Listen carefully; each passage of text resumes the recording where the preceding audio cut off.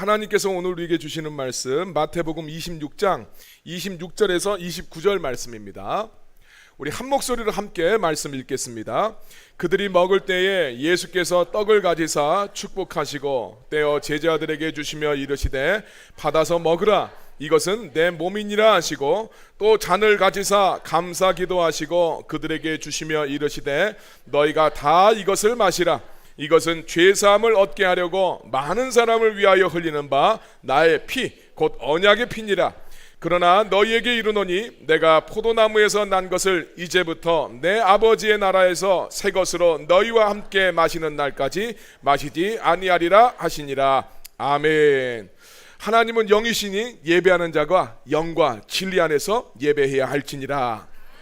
우리가 보다 더 나은 예배를 위해서 우리 하차사 하나님이 찾으시는 사람 캠페인을 진행을 하면서 2025년 우리가 말씀이라는 주제를 가지고 함께 은혜를 나누고 있습니다. 오늘은 먹는 말씀 성찬에 대해서 함께 우리가 은혜를 나누고자 합니다. 종교학에 상징의 유치화 이런 표현이 있습니다. 이 종교적인 의미를 잘 전달하고 오늘날 그 옛날에 있었던 그 종교적인 의미를 되살려주기 위해서 종교적인 상징들이 이 종교 안에는 많이 사용이 됩니다. 근데 처음에는 그 종교에 이제 속한 사람들이 어떤 상징적인 행동을 했었을 때 분명한 의미를 알고 행하는데 시간이 지나다 보면 상징이 가졌던 원래의 의미는 싹 잊어버리고 행위만 반복해서 행하게 되었었을 때 그것을 상징이 유치화되었다라고 이제 표현을 합니다. 비슷한 것 중에 우리가 생일 케이크에 촛불을 켜고 생일 맞은 사람이 촛불을 불면서 이게 축하를 해주는 장면이 있죠. 이걸 거의 모든 사람들이 다 합니다. 생일날이 되면 다 해요. 근데 거기에 어떤 의미가 있는지 그걸 왜 하게 되었는지 그것을 아는 사람은 거의 없습니다. 근데 우리 기독교 안에 있는 성찬식이 우리 믿는 사람들 안에 약간 그런 면이 있는 것 같아요.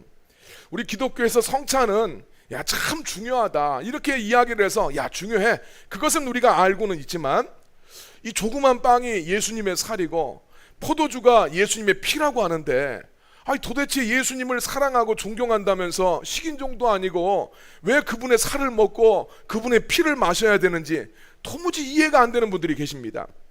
그래서 오늘은 성찬의 의미가 무엇이고 성찬을 통해서 어떤 일이 일어나는지 우리가 함께 살펴볼 것이고 다음 주에는 성찬을 할 때 우리가 주의해야 될 것들 또 실제적으로 어떠한 모습으로 우리가 성찬에 참여해야 되는지를 말씀드리도록 하겠습니다. 오늘은 우리 두 가지 성찬의 의미와 성찬의 기능에 대해서 우리가 함께 말씀을 나누겠습니다. 첫 번째 성찬의 의미는 오늘 우리가 읽었던 본문 말씀은 최후의 만찬이다 이렇게 알려져 있는 그 장면이죠. 예수님이 제자들과 함께 마지막 식사를 하셨기 때문에 최후의 만찬이다. 그리고 무슨 그림도 있죠. 레오나르도 다빈치의 그림도 있습니다.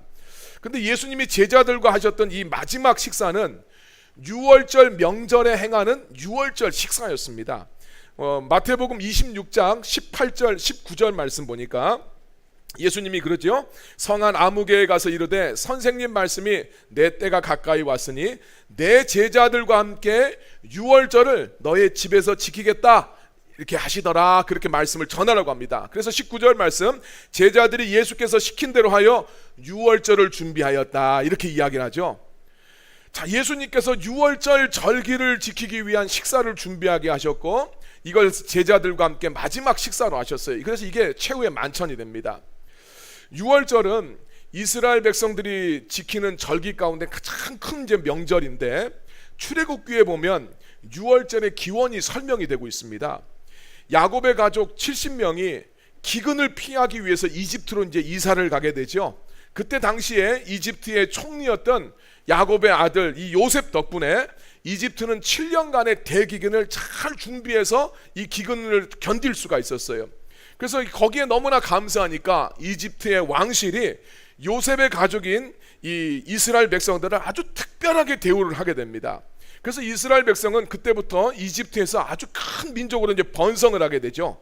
근데 이제 시간이 흘러서 이집트 안에 왕조가 교체가 됩니다. 그러다 보니까 전 왕조가 후대했던 이스라엘 백성들을 새로 생긴 그 왕조에서 좋게 볼 리가 없겠죠. 이 사람들을 이제 이집트에서 노예로 삼게 됩니다. 하나님께서는 이스라엘 백성들을 그 노예 생활하는 이집트에서 해방시켜서 가나안 땅, 지금의 이 팔레스타인 땅으로 옮겨주시려고 하셨는데, 이집트의 파라오는 자기가 마음껏 부려먹고 있던 이 노예들이 떠나가는 것을 순순하게 허용하지 않게 됩니다. 이로 인해서 하나님께서는 파라오에게 진노하시고 파라오를 벌하기 위해서 10가지의 재앙을 내리시게 됩니다.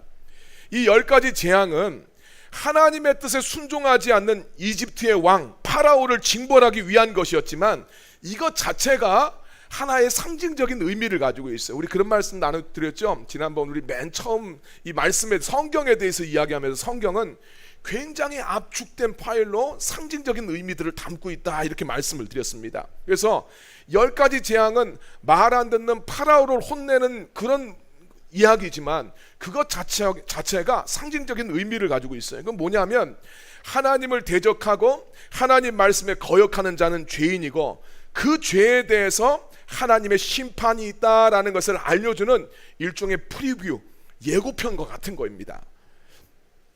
10가지 재앙 중 마지막 재앙은 이집트의 모든 사람이든지 가축이든지 첫 번째 태어난 것을 싹 죽여버리는 재앙이었습니다. 근데 이 재앙은 이집트 사람들한테만 임하는 것이 아니라 이스라엘 사람들에게도 똑같이 적용이 되게 됩니다. 왜냐하면 이스라엘 백성들도 하나님을 대적하는 이집트에 속한 백성들이었기 때문이에요. 이것 자체도 또 굉장히 상징적인 의미를 가지고 있어요. 이스라엘 백성들이 하나님이 선택한 백성들이지만 하나님 앞에 순종하지 않는 것에 대해서는 이집트 백성이나 하나님 앞에 선택받은 이스라엘 백성들이나 똑같은 죄인이었다라는 것입니다. 그런데 이집트 사람들과 똑같은 죄인이어서 함께 심판을 받아야 되는데, 하나님께서는 이스라엘 백성들을 당신이 선택하셨기 때문에 구원하길 원하셨어요. 그래서 이스라엘 백성들한테는 은혜를 베푸셔서 모세를 통해서 한 가지 말씀을 주시죠. 어린 양 한 마리를 잡아서 그 피를 너희 집 문설주와 좌우 임방에 발라라. 그리고 그 집안에서 너희가 잡은 양고기를 먹고 쓴 나물과 무교병을 먹으라고 주님이 말씀하셨어요. 그렇게 되면 하나님의 사자, 죽음의 천사들이 이집트를 심판할 때 그 어린 양의 피가 발라진 집은 넘어가겠다, 이렇게 말씀하셨습니다. 여기서 넘어가다라는 이 단어에서 유월절에 유월이라는 말이 나옵니다. 너물유, 너물월로서 유월은 넘어간다는 뜻이에요. 그러니까 우리 영어로 하면 패스오버, 지나쳐간다. 오늘 이 집에 들어가야 되는데 죽음의 천사가 지나갔다, 이런 뜻을 가지고 있습니다. 오늘 하나님의 이 약속 때문에 유월절 이날 이집트의 모든 장자들과 짐승의 첫것이 다 죽게 되는 무서운 심판이 내려지게 되고, 그로 인해서 파라오는 무조건 항복을 하게 됩니다. 그리고 이스라엘 백성들이 이집트를 떠날 수 있도록 허락을 하게 되는데, 이것이 유월절의 기원이 됩니다. 이때부터 이스라엘 백성들은 매월 유월절을 명절로 지키면서 유월절이 되면 유월절 식사를 하게 되는데, 유월절 식사를 하게 될 때 유대인들은 특별히 전해지는 자기들만의 방법이 있습니다. 4번에 걸쳐서 포도주를 이렇게 가장이 마시면서 종교적인 멘트를 해요. 예. 그리고 이제 2번째 잔을 마실 때 아이한테 이제 그런 이제 준비를 시켜놓습니다. 아들이 물어보는 거예요. 아버지, 왜 오늘 우리가 이렇게 식사를 하게 되죠? 이렇게 물어보면 아버지가, 야, 하나님께서 오늘 우리를 이집트에서 우리 조상들이 종살이하고 있었는데 하나님께서 오늘 우리를 건져주셨다. 그리고 이 땅, 약속의 땅에 하나님이 우리를 데리고 오셨기 때문에 오늘 우리가 그 하나님의 구원의 은혜를 기르면서 이 유월절 식사를 하는 것이다. 너희들은 하나님이 구원해 주신 백성이니까 하나님 앞에만 충성하고 하나님 앞에 순종하는 삶을 살아야 된다. 이렇게 자녀들과 온 가족들이 신앙의 고백을 하면서 이 유월절 식사를 지켰던 것이 유월절 식사의 기원입니다. 예수님께서 제자들과 행하셨던 그 최후의 만찬이 바로 이 유월절 식사였다는 거예요. 자, 그런데 복음서에 기록된 예수님의 유월절 식사는 유대인들이 봤었을 때는 이상한 점들이 참 많이 있습니다. 오늘 우리가 봤었을 때는 예수님 그냥 이렇게 하셨나 보다 생각을 하는데, 유대인의 전통에 비추어 봤었을 때는 굉장히 이상한 점이 있습니다. 그 중에 3가지를 말씀드리면, 첫 번째로 유월절 식사를 하시면서 예수님이 뭐라고 하셨냐면 하나님을 기념하라고 한 것이 아니라 나를 기념하라고 말씀을 하셨어요. 원래 유월절은 하나님께서 이스라엘 백성을 구원하신 것을 기념하는 절기였는데 예수님은 그 유월절 식사를 하시면서 제자들한테 나를 기념해서 너희가 이 식사를 해라 이렇게 말씀을 하셨어요. 이게 당시의 제자들한테는 엄청나게 충격적인 이야기였습니다. 제자들은 아마 그랬을 거예요. 아, 예수님이 하나님이라도 되셔? 이 질문이 나오게 되는데 바로 맞습니다. 예수님을 기념하라는 이야기는 예수님이 하나님이시다라는 뜻입니다. 누가복음 22장 19절 20절 말씀 우리 같이 한번 읽어보겠습니다. 또 떡을 가져 감사 기도하시고 떼어 그들에게 주시며 이르시되 이것은 너희를 위하여 주는 내 몸이라 너희가 이를 행하여 나를 기념하라 하시고 저녁 먹은 후에 잔도 그와 같이 하여 이르시되 이 잔은 내 피로 세우는 새 언약이니 곧 너희를 위하여 붓는 것이라. 아멘. 원래 유월절 식사 때는 가장이 이 떡은 우리 조상들이 광야에서 먹었던 그 고난의 떡입니다 라고 멘트를 해야 되는데 예수님은 떡을 가지시면서 말씀을 하시는 것. 이 떡은 너희를 살리기 위해서 내가 너희들한테 나눠주는 내 몸이다 이렇게 말씀하시고 잔을 나눠주시면서 이 잔은 너희하고 새 언약을 세우기 위해서 흘리는 나의 피다 이렇게 예수님 말씀하셨어요. 예수님의 말씀은 예수님 자신이 고난의 떡이라는 거예요. 내가 너희를 살리기 위해서 고난을 당할 거다 그런 이야기합니다. 내가 너희를 위해서 내 육체가 찢겨질 것이고 내가 너희를 위해서 흘리는 그 피로 인해서 너희와 내가 새 언약을 맺게 될 것이다 이렇게 말씀하셨습니다. 하나님과 이스라엘 백성들이 맺었던 옛날 언약은 그거예요. 하나님이 주신 이 율법을 지키지 않으면 죄인이기 때문에 저주받고 심판받아 죽어야 됩니다. 이게 옛 언약이에요. 율법을 잘 지키면 축복을 받는데 율법을 못 지키면 죄인이니까 저주받고 심판받아야 됩니다. 근데 예수님은 내가 너희를 위해서 흘린 그 피로 인해서 너희는 죄에서 사함을 받고 하나님의 자녀가 될 것이다 라는 말씀을 해주셨어요. 그렇기 때문에 예수님이 인간을 구원하실 것이니까 너희가 이 의식을 행할 때마다 이제 나를 기념하라, 예수님을 기념하라고 말씀하셨어요. 그래서 성찬을 행할 때 예수님을 기념하라 하는 이 말은 예수님이 새 언약의 구원을 베푸시는 하나님이시다라는 것을 이해하실 필요가 있어요. 자, 우리가 예수님이 나를 위한 새 언약의 구원자가 되신다. 그래서 나의 구원자이신 예수님을 우리가 기념을 하면서 이 의식을 행해야 된다라는 것을 기억할 필요가 있습니다. 두 번째, 예수님이 제자들과 행하시면서 행했던 이 유월절 식사의 이상한 점은 예수님이 정하신 이 유월절 식사에 양고기가 없습니다. 떡하고 포도주만 이야기 나와요. 유월절 식사에서 양고기는 어린 양의 피로 구원받는다는 것을 상징하는 핵심인데 예수님의 유월절 식사에는 양고기가 없었습니다. 아마도 예수님께서 의도적으로 제자들한테 양고기를 준비하지 못하게 하셨기 때문에 양고기가 없었을 것이라고 보고 있습니다. 예수님께서 이 유월절 식사를 하시면서 의도적으로 양고기를 빼신 이유는 예수님 자신이 어린 양이 되시기 때문이에요. 세례 요한도 예수님을 통해서 뭐라고 말합니까? 보라, 그는 하나님의 어린 양이로다, 이 이야기를 했잖아요.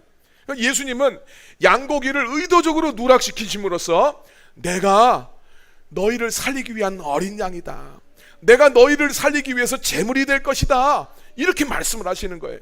유월절 날 하나님의 사자들이 어린 양의 피가 발려져 있는 그 집은 넘어갔듯이 내가 너희를 위하여 흘리는 그 피 흘림으로 말미암아 나의 피를 바르게 되면 너희는 심판받지 않고 구원을 얻을 것이다 라는 말씀이었습니다. 세 번째, 예수님께서 제자들과 행하셨던 유월절 식사의 이상한 점은 떡과 잔이라는 표현입니다. 마태복음 26장 26절 27절 말씀 보니까 예수님께서 그들이 먹을 때 예수께서 떡을 가지사 축복하시고 떼어 제자들에게 나눠주시며 이르시되 받아서 먹어라, 이것은 내 몸이다, 이렇게 말씀하십니다. 27절 말씀 보니까 또 잔을 가지사 감사 기도하고 그들에게 주시며 이르시되 너희가 다 이것을 마시라고 말씀을 합니다. 성경에 계속 보면 떡과 잔이라는 표현이 나옵니다. 오늘 우리들은 떡은 예수님의 살이고 잔은 예수님의 피를 상징한다는 것을 알고 있어요. 근데 좀 생각해 보면 왜 떡과 포도주라고 말을 하지 않고 떡과 잔이라고 할까? 이상하지 않습니까?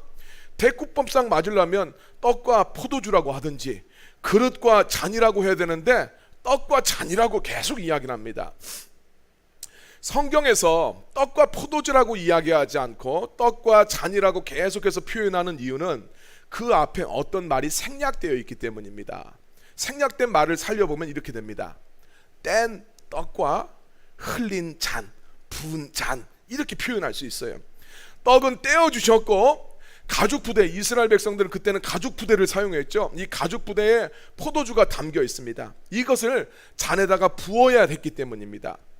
뗀 떡은 예수님의 육체를 찢어서 나눠준다라는 의미를 가지고 있었고, 흘린 잔, 부은 잔은 예수님이 우리를 위해서 살이 찢기시고 예수님의 피를 쏟으신 것을 의미합니다. 그러니까 십자가에서 예수님의 살은 반드시 찢겨져야 되고 그분의 피는 반드시 흘려져야 그것이 우리에게 생명이 되는 것이죠. 뗀 떡과 흘린 잔이라는 이 표현은 우리를 위해서 고난받고 죽임당하신 예수님의 몸을 상징하는 거예요. 그러니까 이 떡과 포도주가 그냥 떡과 포도주가 아니라 우리를 위해서 예수님이 십자가 위에서 그 몸이 찢겨지신 그 예수님의 몸이 지금 우리가 먹는 이 성찬의 떡이고, 또 우리가 마시는 이 포도주가 우리를 살리기 위해서 예수님이 쏟으셔야 했던 그 피라는 것을 상징하기 위해서 뗀 떡과 흘린 잔이라는 이 표현을 사용을 합니다. 그래서 제가 조금 있다가 성찬을 행할 때 제가 떡을 찢고 포도주를 따르는 장면을 여러분들한테 보여드림으로써 예수님께서 우리를 위해서 행하신 일들을 여러분들한테 시각적으로 보여드리게 됩니다. 자, 지금까지 우리는 예수님이 제자들과 행하신 유월절 식사가 전통적인 유월절 식사와 다른 점들을 우리가 살펴보았는데, 이로써 우리가 깨닫게 되는 것은 우리가 행하는 이 성찬은 예수님이 행하셨던 유월절 식사를 상징적으로 보여주는 것이고, 그 유월절 식사를 상징적으로 보여줌으로써 예수님이 십자가에 못 박혀 죽으시고 부활하심으로써 우리의 죄를 씻어주셨다라는 것을, 이 복음의 핵심을 우리 눈에 보이는 형태로서 선포하고 전해주는 것이 성찬이다 하는 것을 이해하실 필요가 있습니다. 여러분, 몇 주 전에 설교에 대해서 이야기하면서 그런 이야기했어요. 설교가 뭐냐? 하나님께서 구원하기로 작정된 자들에게 예수 그리스도를 선포하고, 웃긴 이야기하는 게 설교가 아니고 예수 그리스도를 선포하고 가르침으로써 주님께서 구원하시기로 작정된 자들이 하나님의 백성으로서 준비될 수 있도록 일하시는 성령님의 사역이 설교다라고 말씀을 드렸는데, 성찬도 설교와 똑같은 기능을 합니다. 성찬 자체가 예수님께서 우리를 위해서 행하셨던 그 일들을 보여주는 것이고 선포함으로써 그 예수님의 은혜가 우리들의 삶 속에 있다라는 것을 알려주는 기능을 하고 있다는 것을 이해하실 필요가 있습니다. 고린도전서 11장 26절 말씀 같이 읽겠습니다. 너희가 이 떡을 먹으며 이 잔을 마실 때마다 주의 죽으심을 그가 오실 때까지 전하는 것이니라. 아멘. 성찬을 행하는 것 자체가 예수님의 복음을 선포하는 것이고 복음을 전하는 것이고 복음을 체험하는 것임을 믿으시길 바랍니다. 두 번째, 성찬의 기능이 있습니다.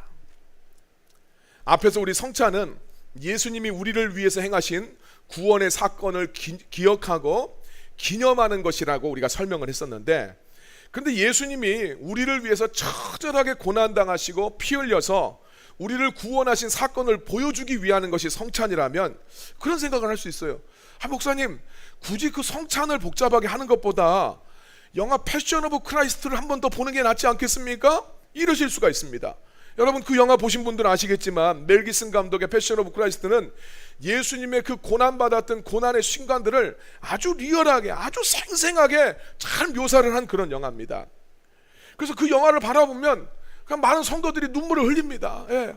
주님이 저렇게 고난 당하셨구나, 주님이 나 때문에 저렇게 모진 고난을 당하셨구나, 그냥 와닿습니다. 네.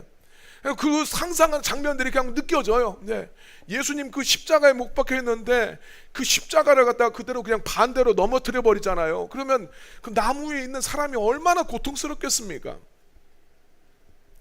그럼에도 불구하고 우리가 성찬을 행하는 이유는 성찬은 그 영화가 줄 수 없는 더 깊은 의미와 더 깊은 기능이 성찬에 담겨 있기 때문입니다. 우리가 성찬식에서 빵과 포도주를 먹고 마실 때 우리는 예수님의 구원 사건을 우리가 직접 체험을 하게 되는데, 그것은 우리가 빵과 포도주를 먹고 마실 때 중요합니다. 우리가 이 성찬을 하면서 주님의 빵과 포도주를 먹고 마실 때 주님이 성령 안에서 우리 예수님이 우리에게 임재하신다는 것을 믿으시길 바랍니다. 누가복음 24장에 보면 엠마오 마을로 가면 두 명의 제자의 이야기가 나옵니다.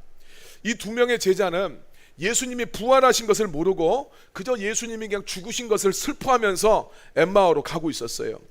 근데 갑자기 그들 앞에 예수님이 나타나시면서 그들의 길에 동행을 하시게 되는데 제자들이 예수님을 못 알아봐요. 네, 부활하신 예수님의 모습이 달라져서 그런지 제자들이 예수님을 못 알아봅니다. 그래서 예수님이 그 두 제자들한테 물어보죠. 당신들은 왜 그렇게 슬퍼하면서 가고 있습니까? 그러니까 글로바라는 이 제자가 자기들의 스승이고 또 우리들을 구원하실 메시아이신 예수님이 예루살렘에서 죽으셨기 때문에 그것 때문에 너무나 슬퍼한다고 그렇게 이야기를 합니다. 그때 예수님께서 이 제자들한테 길 가시면서 구약 성경 전체를 풀어주시면서 왜 예수님이 십자가에서 죽을 수밖에 없었는지를 설명을 해줘요. 그리고 또 예수님께서 그 예수가 성경대로 부활하실 수밖에 없고 그 성경대로 부활하셨다라는 사실을 그 제자들한테 알려주게 되니까 성경 말씀이 그러면 제자들이 그 예수님이 알려주시는 성경을 풀어주는 이야기를 들으면서 그냥 마음이 막 뜨거워지면서 엄청나게 감동을 받게 됩니다. 그리고 이 제자들이 그냥 헤어지기가 아쉬워서 자기의 집으로 예수님을 초대해서 함께 식사를 했다라고 이야기합니다. 자, 그 장면을 성경에서는 이렇게 이야기합니다. 누가복음 24장 30절 31절 같이 읽겠습니다. 그들과 함께 음식 잡수실 때에 떡을 가지사 축사하시고 떼어 그들에게 주시니 그들의 눈이 밝아져 그인 줄 알아보더니 예수는 그들에게 보이지 아니하시는지라. 아멘. 30절 말씀을 보면 4개의 동사가 연달아서 나오죠. 떡을 가지사 축사하시고 떼어 나눠주셨다라고 되어 있는데 이 4가지 동사가 연결되면 성경에서는 다 이걸 성찬을 이야기합니다. 그러니까 제자들은 단지 지금 예수님과 함께, 지금 이제 낯선 손님이죠. 이들은 예수님인지 모르니까 낯선 분과 함께 식사를 한다고 생각을 했는데 예수님은 이 제자들과 함께 성찬을 집례하고 계셨던 거예요. 그리고 31절 말씀 보니까 그 성찬에 빵과 포도주를 먹고 마실 때 놀랍게도 제자들의 눈이 밝아집니다. 그래서 지금 이 자리에 예수님이 우리와 함께 하시는구나 하는 것을 깨닫게 됐다는 거예요. 이게 뭘 알려줍니까? 제자들은 예수님이 해석해 주시는 말씀을 듣고 예수님을 통한 설교를 들은 거예요.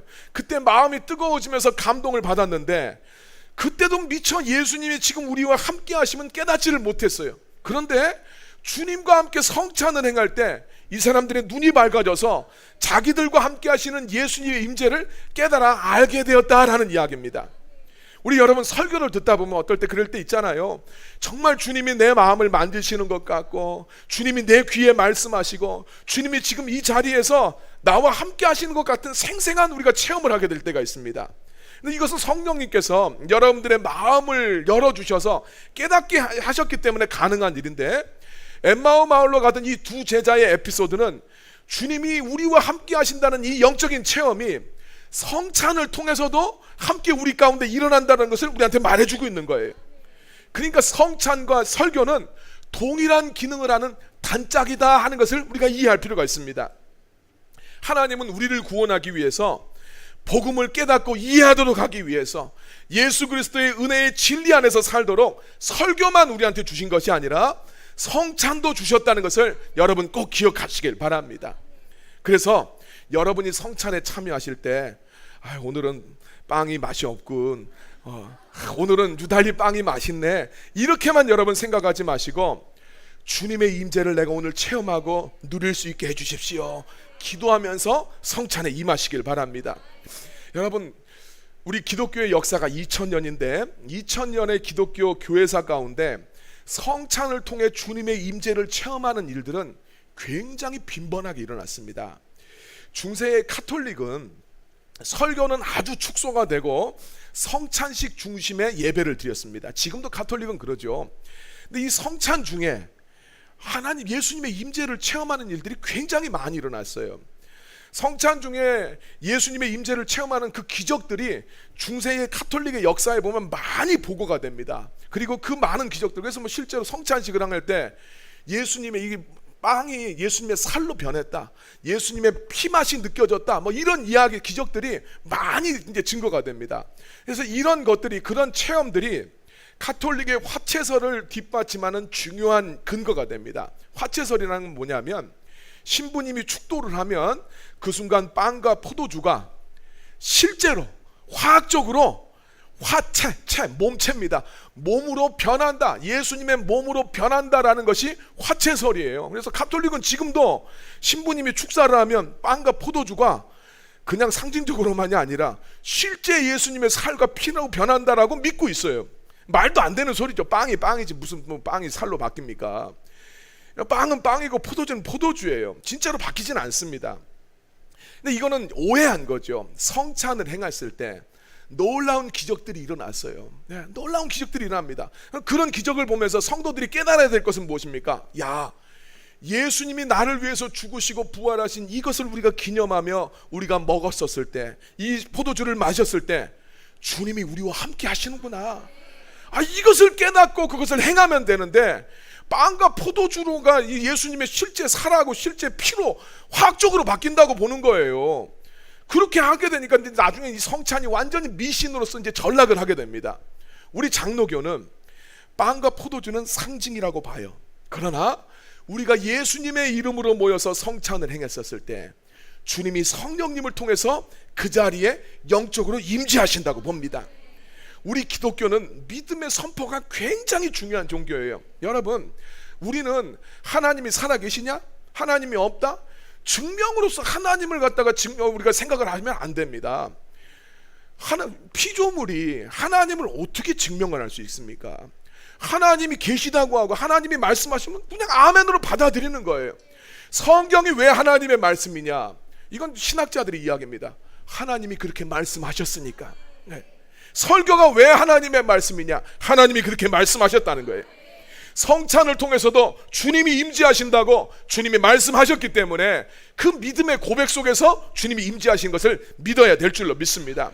여러분, 성경을 바라보면 참 한계가 많은 문자로 쓰여져 있잖아요. 인간의 문자 자체가 어떻게 하나님을 다 표현하겠어요.